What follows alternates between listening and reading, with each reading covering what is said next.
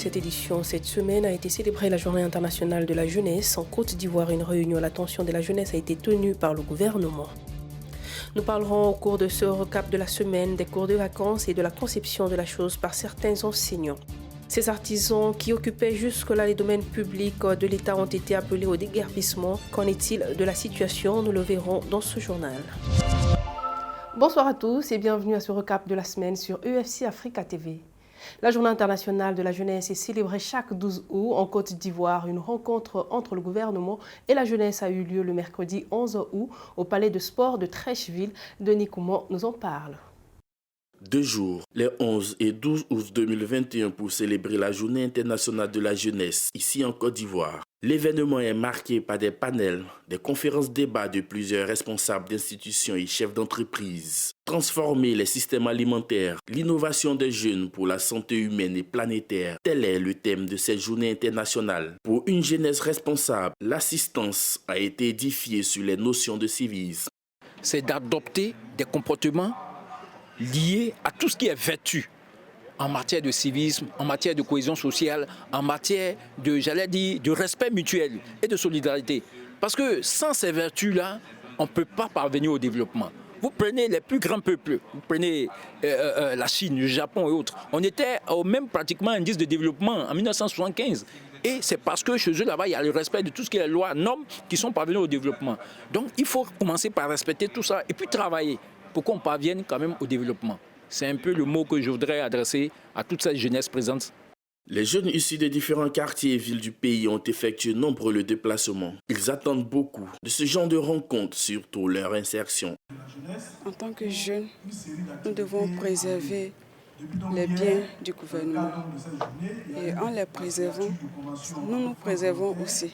Donc on va continuer à conseiller les jeunes pour que vraiment ils puissent prendre de bonnes décisions, qu'ils soient respectueux. Il faut qu'on donne aussi la possibilité à des gens de pouvoir se rattraper, de pouvoir se racheter. Même s'ils n'ont pas eu la chance aujourd'hui de pouvoir fréquenter, mais dans le futur, il faut pouvoir leur permettre d'avoir à moindre coût ou soit même de façon gratuite des moyens de formation pour que ceux-ci puissent s'intégrer.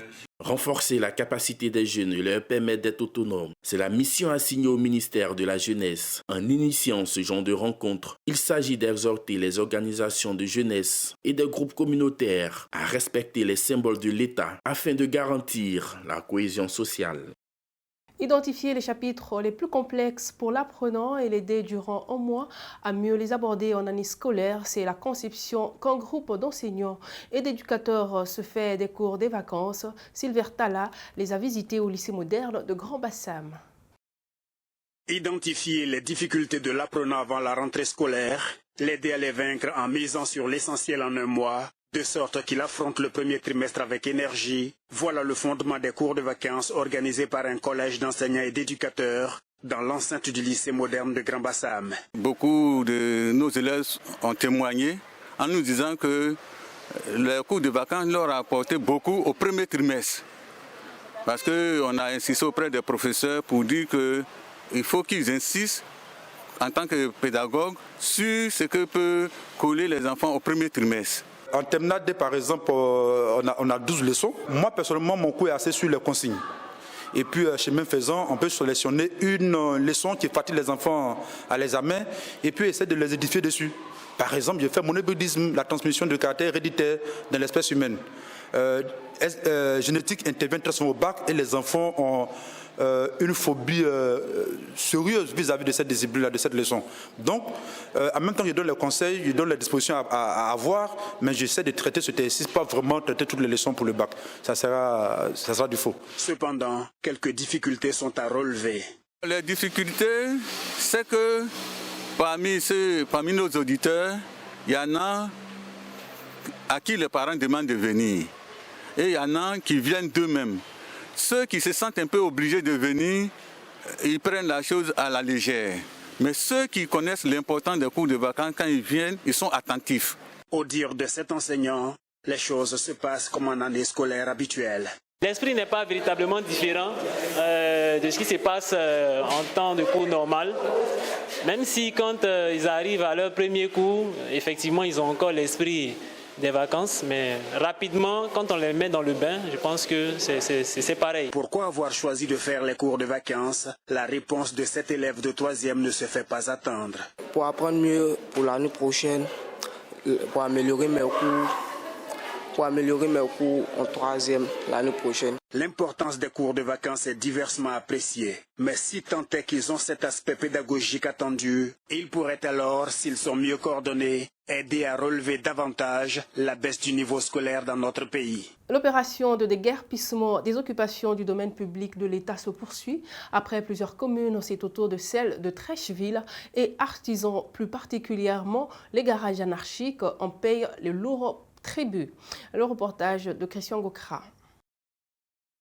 Des garages pratiquement déserts, des groupements d'artisans sans occupation. C'est le nouveau visage qu'affiche l'endroit occupé il y a encore peu de temps par les mécaniciens au quartier Biafra dans la commune de Trècheville.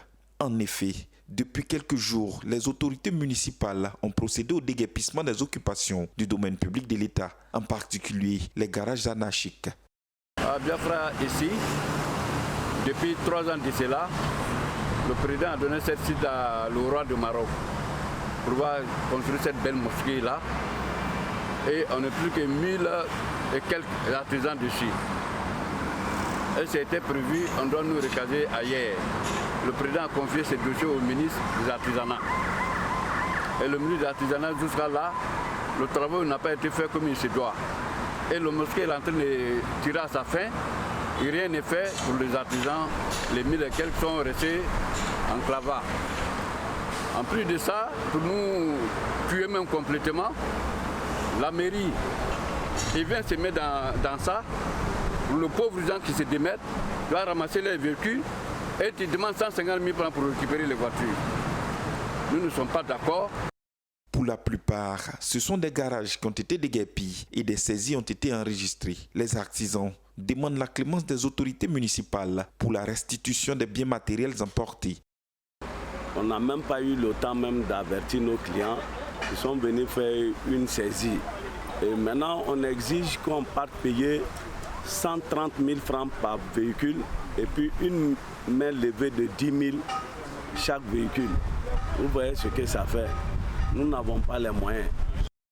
Ces artisans, pour mener une nouvelle aventure sans difficulté, souhaitent avoir un préavis de déguerpissement et un site de recasement. Cette fois-ci, ils nous disent de quitter, mais c'est bien, on veut bien quitter, mais il faudra qu'ils nous donnent un bon moment pour nous dire, ah voilà, bon, à partir de ce moment-là, quitter le lieu. Ou même par contre, nous dit, bon, on va vous donner un autre site. Mais tout ce que nous, on les demande, ils n'ont qu'à laisser au moins 1 an, nous, on va évacuer nos affaires. Cette vaste opération de déguerpissement a été initiée par l'ex-ministre de l'Assainissement et de la Salubrité en août 2018. Elle consiste à déloger tous les occupants illégaux des lieux publics dans le but d'assainir les grandes artères de la ville d'Abidjan. Le festival des Trois Eaux s'est déroulé le 6, 7 et 8 août 2021 à Grand Laou. Lors de ces festivités, une conférence de presse a été organisée sur l'écotourisme et le développement durable afin d'édifier les populations sur les tenants et aboutissants de ce thème. Le reportage de Denis Koumon. Écotourisme et développement durable en zone côtière, tel était le thème de la 3e édition du Festival des Trois Eaux de Grand Laou. Pour planter le décor, une conférence inaugurale s'est tenue le vendredi 6 août 2021 à la mairie de la localité. C'est pour que nous prenions conscience que le département du Grand Laou est enclenché. Je répète, le département du Grand Laou est enclenché. Hormis tout ce que vous avez comme terre, tout ça, vous risquez de tout perdre. Aujourd'hui, la roue a tout perdu. Le message que j'ai passé aujourd'hui, j'ai mis l'accent sur les services écosystémiques que produit le parc. C'est pour dire qu'au niveau des mouvements socio-économiques, surtout les agriculteurs, pêcheurs, la conservation du parc permet en même temps de libérer les alentours d'un climat favorable pour que tous nous ayons de quoi manger et à survivre.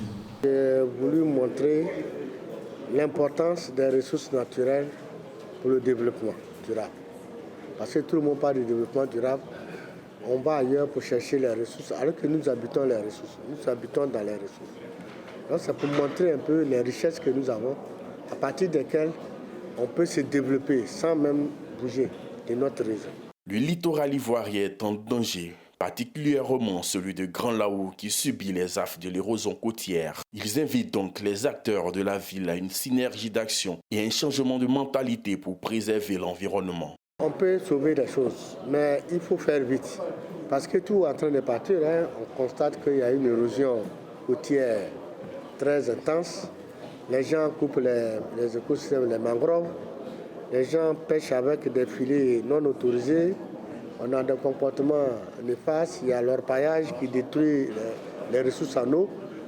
Pour vraiment amorcer un véritable développement durable, il faut chercher à résoudre ces problèmes-là, sans lesquels on ne va pas réussir. La notion de développement durable implique plusieurs autres aspects. La ville de Grand Laou regorge d'assez d'atouts pour le développement du tourisme écologique. C'est pour élever ces atouts et le faire connaître que le Festival des Trois Eaux a su sur 3 jours mener différentes activités au grand bonheur des invités et des populations. C'est la fin de ce journal. Merci de l'avoir suivi. Excellente suite de programme sur UFC Africa TV.